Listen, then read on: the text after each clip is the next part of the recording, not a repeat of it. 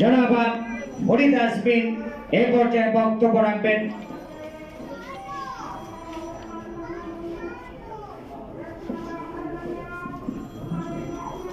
বিসমিল্লাহির রহমানির রহিম। আজকে জিয়া প্রজন্ম কর্তৃক আয়োজিত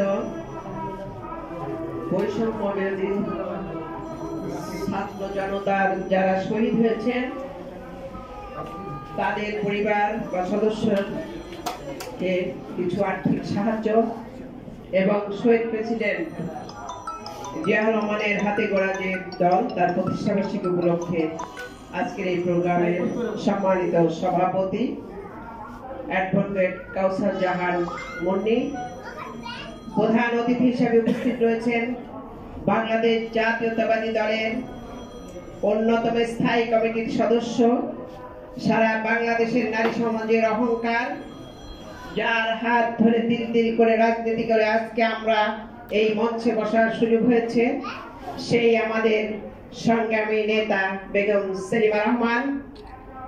বিশেষ অতিথি হিসেবে উপস্থিত রয়েছেন বাংলাদেশ জাতীয়তাবাদী দলের মাননীয় চেয়ারপারসনের উপদেষ্টা এবং সাবেক ডেপুটি মেয়র এবং সাবেক এই দক্ষিণের সংগ্রামী রাজপথ কাঁপানো আহ্বায়ক, বর্তমান তিনি ক্রীড়া ফেডারেশনের যে দায়িত্ব গ্রহণ করেছেন তা নিষ্ঠার সাথে পালন করে যাচ্ছেন আমাদের সংগ্রামী নেতা আব্দুল সালাম ভাই। উপস্থিত রয়েছেন যুব দলের আরেক আইকন, ঢাকা কলেজের ভিপি এবং আমাদের বর্তমান কেন্দ্রীয় কমিটির যুব সমাজের অহংকার, যুব সম্পাদক আমাদের নিয়াজ আলী নিয়াজ ভাই।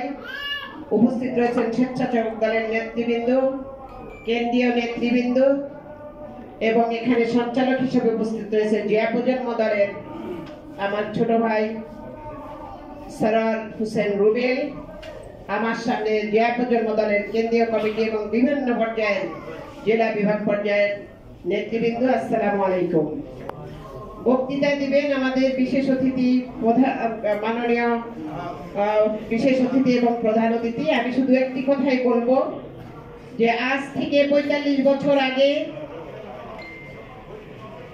আমাদের মহান স্বাধীনতার ঘোষক, বহুদলীয় গণতন্ত্রের প্রবক্তা, দেশ বরণ্য বিশ্ব বরণ্য রাষ্ট্রপতি শহীদ প্রেসিডেন্ট জিয়াউর রহমানের প্রতিষ্ঠাবার্ষিকী উপলক্ষে শুধু বলতে চাই, এদেশের ক্রান্তিকালে এই জাতিকে রক্ষা করার জন্য একদলীয় দুঃশাসনের হাত থেকে যিনি দেশকে রক্ষা করতেই বহুদলীয় গণতন্ত্রের মাধ্যমে জাতীয়তাবাদী দল গঠন করেছিলেন, সেই আমাদের সেই রাষ্ট্রপতির আত্মার প্রতি গভীর শ্রদ্ধা রেখে আমি আমার বক্তব্য শুরু করছি।